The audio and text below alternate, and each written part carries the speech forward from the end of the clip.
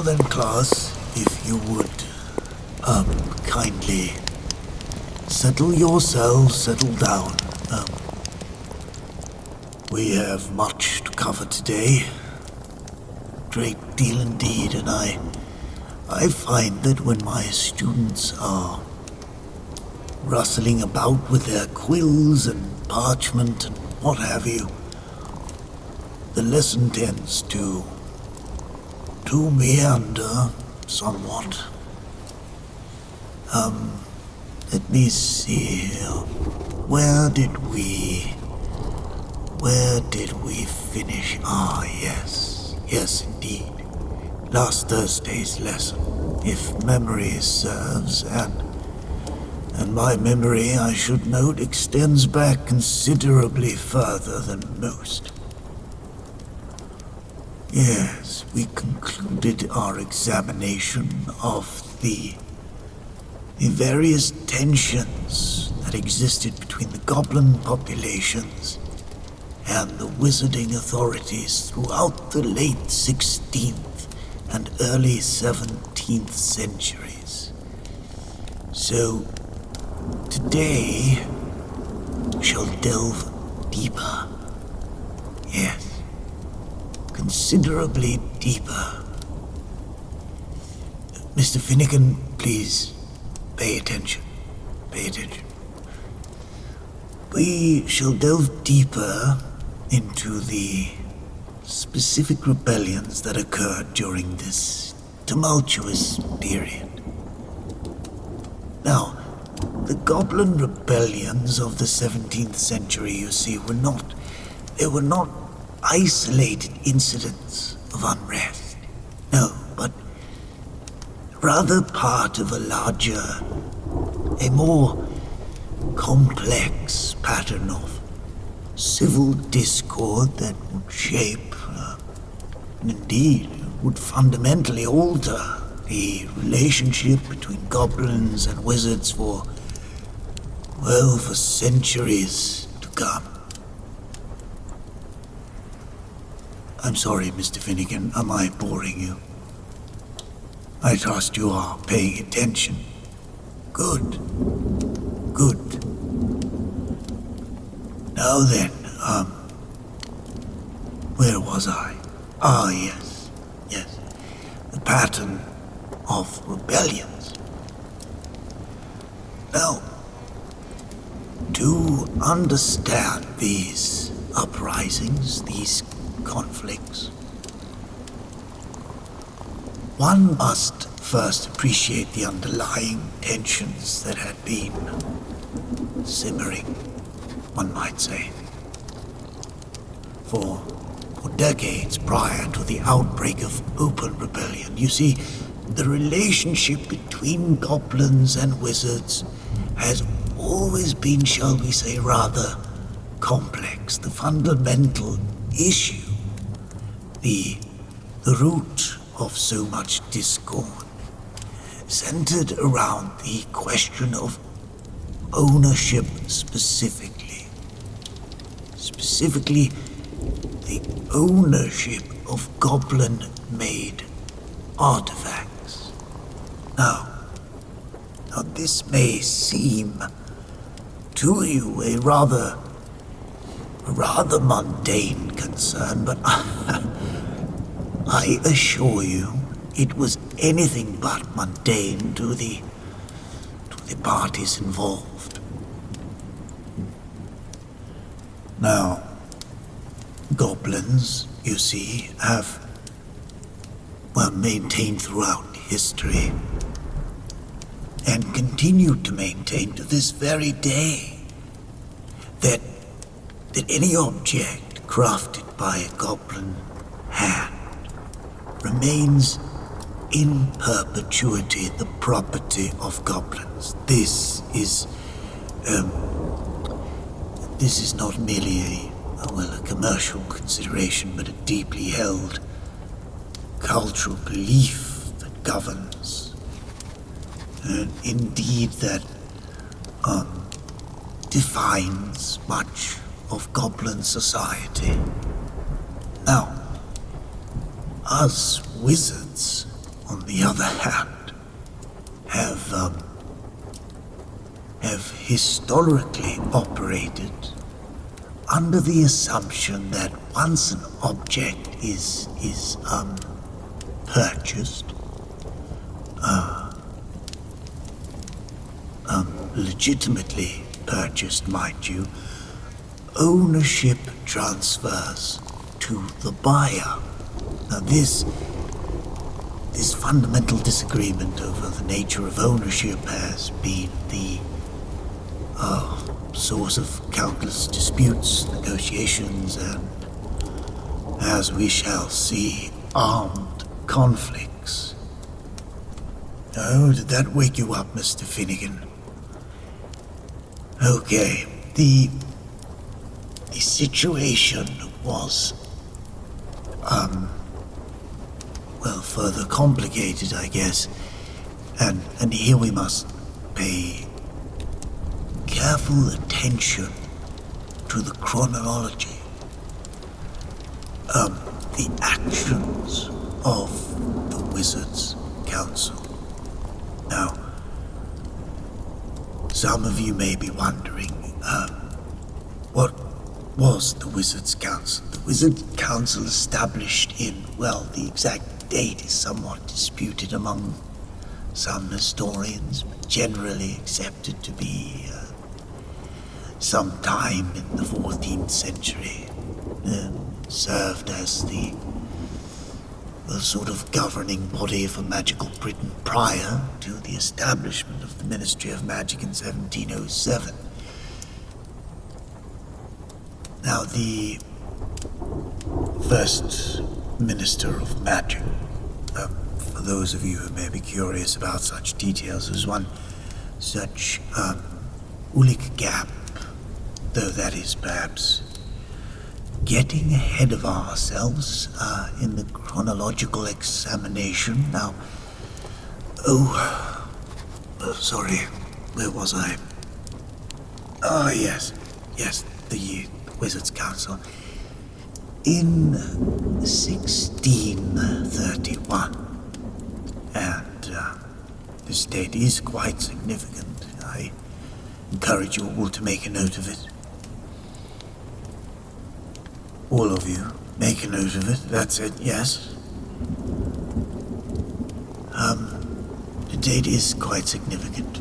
1631, that's it. The Wizards' Council issued what became known as the Wand Ban, this decree, this rather controversial piece of legislation, prohibited all non-human magical beings from bearing wands. Now, of course, the implications of this ban were far-reaching. Goblins, who had long been skilled metal workers and craftsmen, found themselves suddenly legally prohibited from carrying the tools that many considered essential for the finest magical craftsmanship.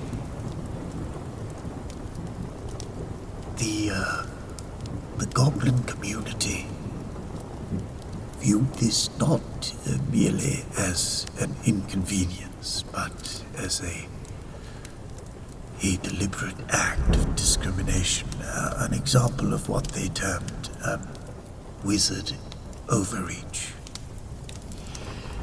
Now, of course, one might ask, and indeed many historians have asked, why the Wizards' Council chose 1631 for this particular decree. You must understand the political climate of that time was rather complex. There had been various incidents throughout the 1620s, minor conflicts really, but but conflicts nonetheless between the goblin communities and local wizarding authorities. The council, in their wisdom, believed that restricting wand access would reduce the potential for future conflicts. Of course, we shall see this approach prove to be rather counterproductive, Miss Granger. Yes, I can see you taking notes there. Most commendable. Most commendable indeed. Now, let us turn our attention to the specific rebellions themselves. The pattern that emerged throughout the 17th century was remarkably consistent. Each rebellion followed what historians have come to recognize as, well, a predictable sequence of events. First there would be a dispute, typically over the ownership of some particularly valuable goblin-made artifact. Then, escalation, as both sides became increasingly entrenched in their positions, and finally intervention by the authorities. So I guess consider, for example, the 1612 uprising around Hogsmeade.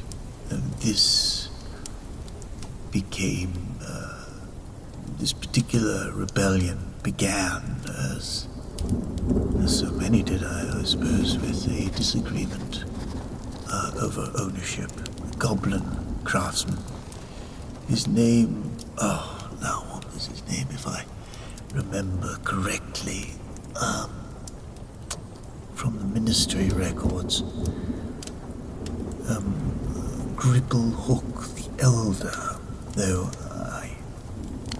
I may be mistaken. It appears to be a rather common name among goblins of that era. But let's say Gripplehook the Elder, for now, had crafted a particularly fine suit of armor for a noble a wizard nobleman, who was called Lord Pemberton, I believe, though the records are somewhat unclear on this point.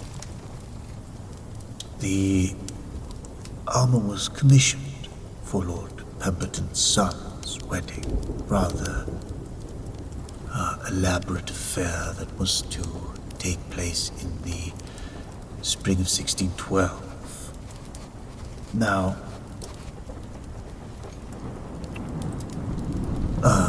where was I? Yes, the armor.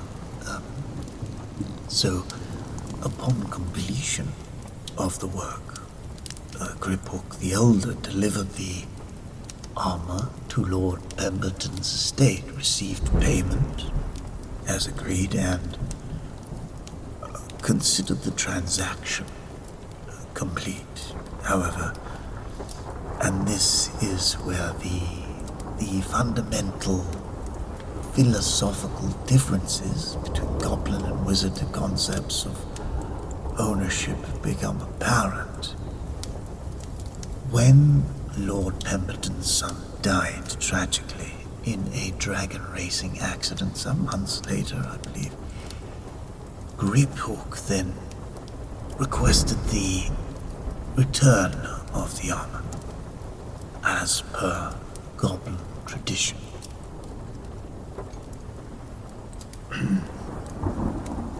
Sorry, frog in my throat.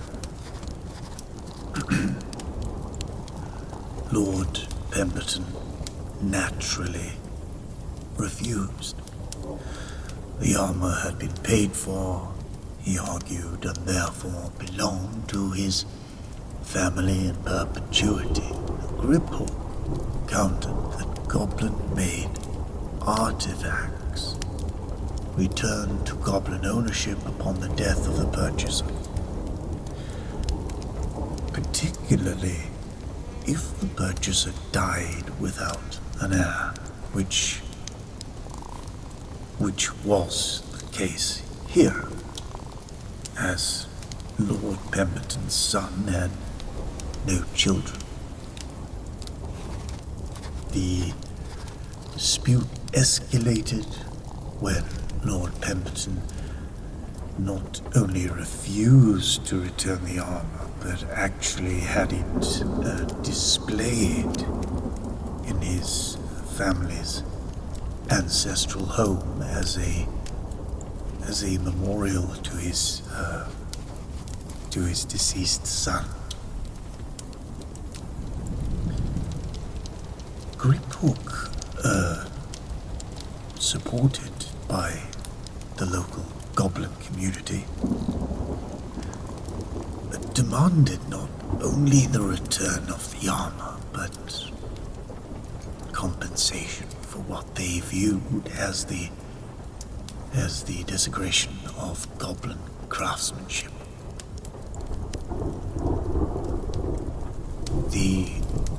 The local wizarding authorities, under the jurisdiction of the Wizards' Council, of course, initially attempted to mediate the dispute. However, their mediation efforts were, shall we say, less than successful. The authorities sided with Lord Pemberton, arguing that wizarding law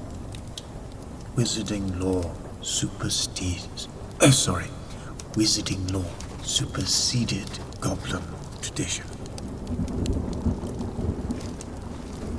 Now this decision obviously sparked utter outrage among the goblin communities, not only in Hogsmeade, but also, I believe, throughout Scotland.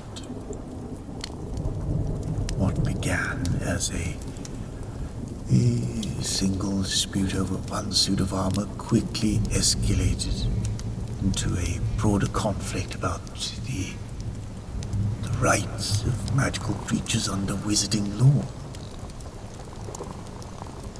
Now, the 1612 rebellion, as it came to be known, involved, according to Ministry records, 17 separate goblin communities across Scotland. The rebels engaged in what some contemporary accounts described as raids on wizarding properties, though the goblins themselves preferred the term reclamation efforts. Now, these raids or reclamation efforts, depending on one's perspective, targeted specifically those wizarding families known to possess goblin-made artifacts. The goblins would arrive, typically at dawn, I believe. And here I should note that goblins, the ones that I know anyway, especially Scottish ones, have always been early risers. It's a cultural trait that dates back centuries. They would arrive at dawn and politely request the return of what they considered to be their property. When such requests were refused, and they invariably were, of course, the goblins would forcibly reclaim the items in question. Now, according to these books, no wizards were seriously harmed during these incidents. The goblins were particular about avoiding bloodshed. However, considerable property damage was reported. Now, the Wizards' Council's response was swift and heavy-handed. The force of the records indicate approximately 50 trained wizards was dispatched to Hogsmeade with orders to, and I quote from the official council directive, restore order and demonstrate the consequences of defying lawful authority.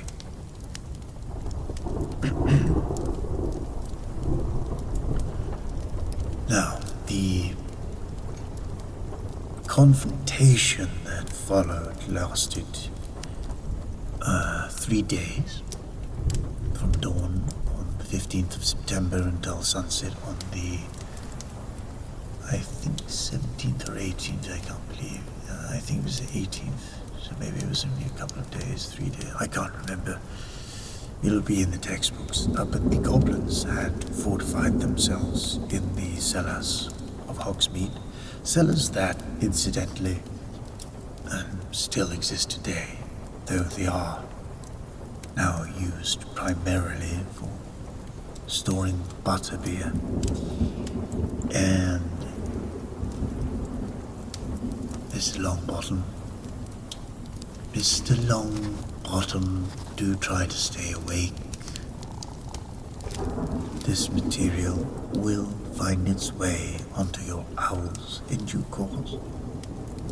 I assure you. This is not a common room. Now then, where was I? Yes, the 2-day confrontations. The Wizards' Council's forces employed a variety of tactics. Siege spells, anti-apparition barriers, and what some contemporary accounts describe as persuasive enchantments, though the exact nature of these enchantments is not detailed in the surviving records. But the goblins, for their part, demonstrated very good defensive preparations. They had, it seems, spent considerable time preparing for such a confrontation. The cellars, you see, had been expanded and reinforced. Goblin metalwork, naturally, and connected by a series of tunnels that extended far beyond the boundaries of Hogsmeade itself. The conflict finally ended when, and this detail I find particularly interesting from a historical perspective, when Criphook the Elder himself emerged from the cellars under a flag of truce and requested a formal hearing for the full Wizards' Council. This was, it was unprecedented. Never before had a goblin made such a request, and the council found themselves in the rather awkward position of either granting the hearing, thereby acknowledging goblin rights under wizarding law, or refusing and potentially escalating the conflict further. They chose, perhaps wisely, although historians continue to debate this point, they chose to grant the hearing. Greypook, the elder, traveled to London. Under heavy escort, I should know, and presented his case to the full council. Now his argument was eloquent. By all accounts, he spoke for nearly, I believe, 4 hours. The complete transcript exists in the Ministry archives for those interested in such details. He spoke about the fundamental differences between goblin and wizard concepts of ownership and the cultural significance of goblin-made artifacts, about the importance of mutual respect between different magical communities. Excuse me. The council was mixed. They acknowledged the validity of some goblin concerns, particularly regarding the cultural significance of goblin craftsmanship. However, they also reaffirmed the principle that wizarding law took precedence over goblin tradition in matters of property ownership.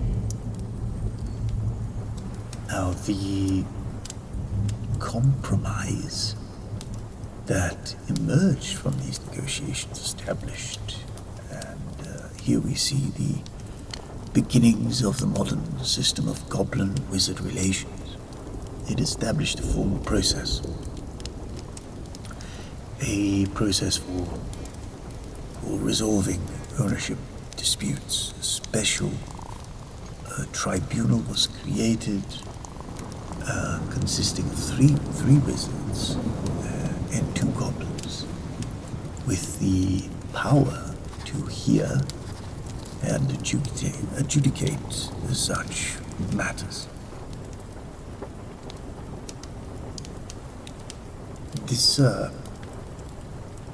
This tribunal system, which remained in place until 1707, when the Ministry of Magic was established, represented the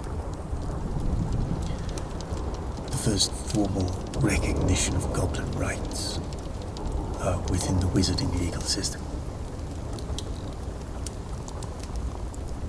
It was not perfect, mind you. Goblins remained prohibited from carrying wands, and fundamental disagreements persisted, but it provided a mechanism for resolving disputes without resorting to armed conflict. Now, the pattern established in the 1612 rebellion, dispute, escalation, intervention, negotiation, compromise, was repeated numerous times throughout the 17th century.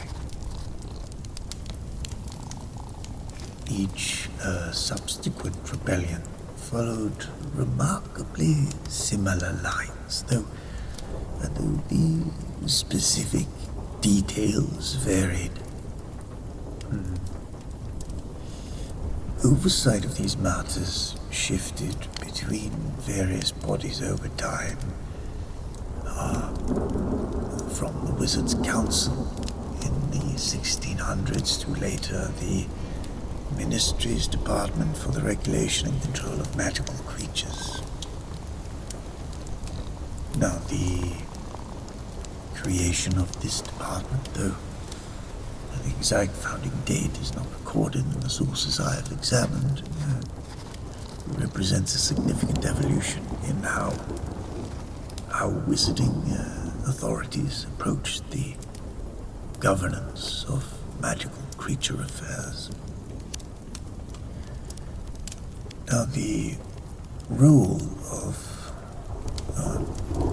Gringotts Bank in these conflicts deserves particular attention.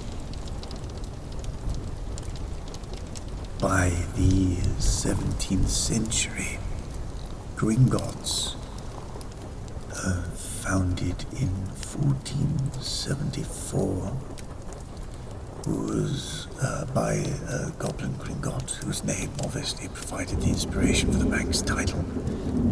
It was already well established as the primary magical banking institution in Britain. However, the Gringotts of the 17th century was, it was considerably different from the institution we know today.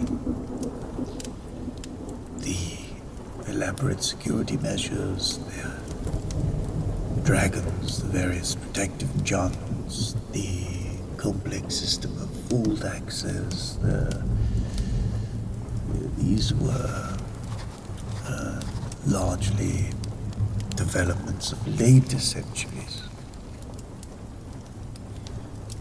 Now, the early Gringotts was still professionalizing in its safeguards compared with the modern practice. The goblin rebellions of the 17th century played a significant role in this evolution. Each conflict demonstrated new vulnerabilities, new potential threats, and consequently drove innovations in security protocols. The famous dragon guards, for instance, while dragons had been used sporadically for security purposes since the late 16th century, they did not become standard practice until after the 1643 rebellion, when insurgents successfully penetrated the lower vaults using a combination of tunneling and transfiguration spells.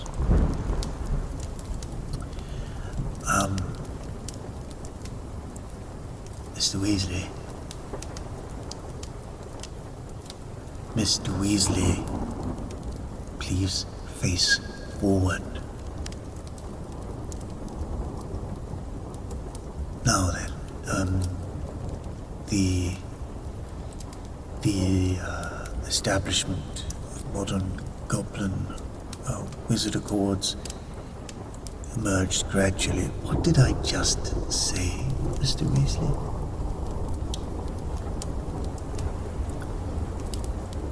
The establishment of modern goblin wizard accords emerged gradually from these repeated cycles of conflict and resolution here. Each rebellion, each negotiation, each compromise added new layers to the complex legal framework that governs goblin-wizard relations. The authorities, first the Wizards' Council and later the Ministry, they responded with measures that were robust and not always productive. The tendency was to view each rebellion as a security threat rather than a symptom of deeper systemic issues. This approach resulted in increasingly elaborate enforcement mechanisms. The creation of special wizard forces trained specifically in what the records term magical creature management. The development of new categories, legal penalties for non-human magical beings, and the gradual expansion of regulatory oversight into previously autonomous goblin communities. Now, the long-term consequences of these developments were quite profound. The goblin community became increasingly insular, developing parallel institutions and systems that operated independently of wizarding oversight whenever possible. This insularity persists to this day and explains many aspects of the contemporary goblin-wizard relations. Today's false protections, the false protections today, dragons, deep-level enchantments, and that rather inconvenient anti-charm deluge that triggers whenever unauthorized magic is detected in the lower levels.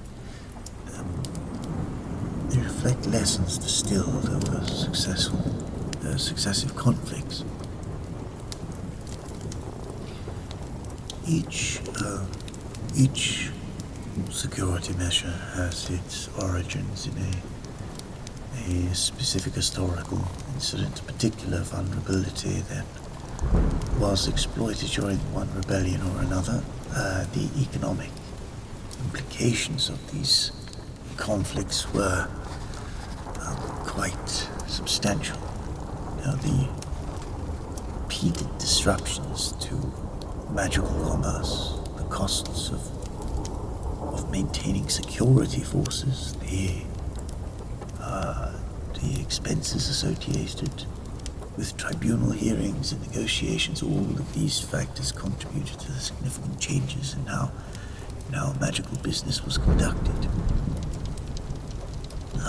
Insurance practices, for example, the concept of insuring magical property against acts of magical creature uprising became standard practice during this period.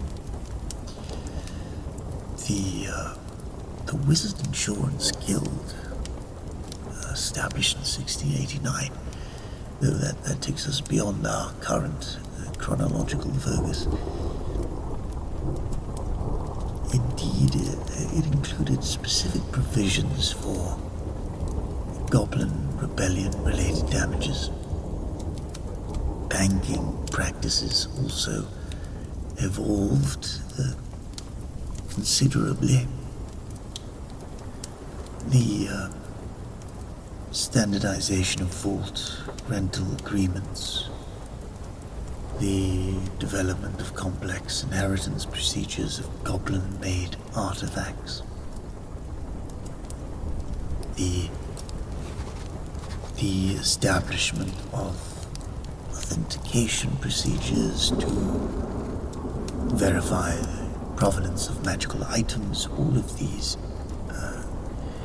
innovations can be tracked back to lessons learned during the 17th century rebellions.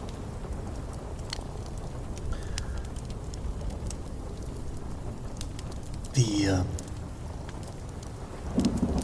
patterns that emerged during this period would repeat themselves in later centuries, though within important variations. Of course, the 1752 rebellion.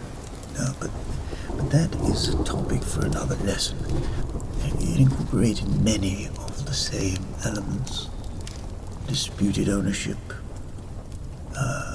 escalating conflict, heavy-handed official response, eventual negotiation and compromise. Similarly, the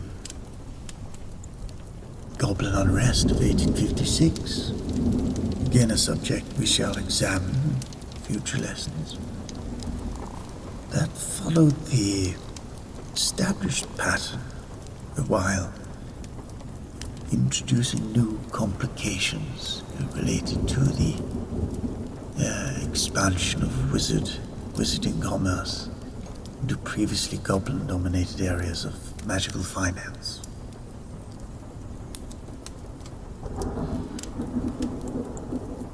Now, understanding these historical patterns is essential for comprehending contemporary goblin-wizard relations, the tensions that sparked the 17th century rebellions, the fundamental disagreements over ownership, the cultural conflicts between goblin tradition and wizarding law, the questions of magical creature rights within wizarding society. None of these issues have been fully resolved. Modern protocols exist largely to manage these tensions rather than to eliminate them. The elaborate procedures that govern interactions with Gringotts, the specific legal frameworks that apply to goblin-made artifacts, the careful diplomatic language that characterizes official communications between the ministry, goblin leadership, all of these represent accommodations rather than solutions, you see. The lessons for modern wizard-goblin relations are numerous and complex. Perhaps the most important is the recognition that what may appear to be simple commercial or legal disputes often reflect much deeper cultural and philosophical differences. The goblin concept of ownership, for instance, is not merely an economic theory, but a fundamental aspect of a goblin identity and social organization. Similarly, the wizarding insistence on the primacy of wizarding law reflects not just legal precedent, but deeply held beliefs about the nature of magical society and the appropriate relationships between different magical communities.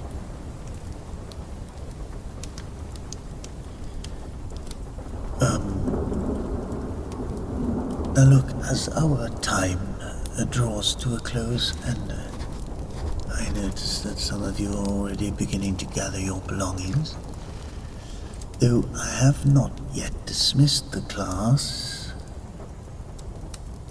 I just want to emphasize the importance of viewing these historical conflicts not as ancient history, but as the foundation for understanding contemporary magical society.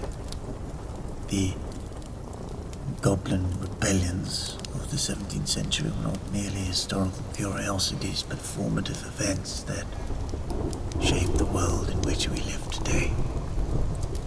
The security measures that greenlights the legal procedures that govern magical creature rights, the diplomatic protocols that maintain peace between different magical communities, all of these trace their origins back to the lessons learned during this turbulent period. Now, for next week's lesson, I trust you will all be present and alert.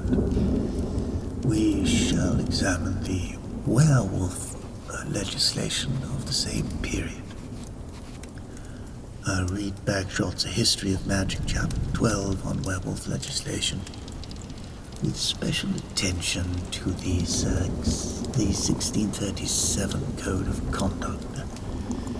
The parallels between goblin and werewolf issues during this period are illuminating. Both communities faced very similar challenges related to legal recognition, civil rights, and integration into wizarding society. And the solutions that emerged, or failed to emerge in some cases, provide important insights into the broader patterns of magical creature-wizardry relations. You will also complete a 1-foot essay on the long-term consequences of goblin rebellion settlements due next Thursday, I may add. I expect a detailed analysis drawing on the specific examples we've discussed here today. And particular attention should be paid to the evolution of security measures, the development of legal frameworks, and the ongoing implications for contemporary magical commerce. I should note that vague generalizations will not be acceptable. Your analysis must demonstrate understanding of specific historical events, particular legal developments, and concrete examples of how 17th century conflicts influenced later institutional changes. That will be all for you today. You may collect your belongings and proceed to your next classes, though I encourage you all to reflect further on the material we have covered. History is not merely a collection of dates and events, but a continuous process that shapes the world around us. Take care. Take care. Take care now.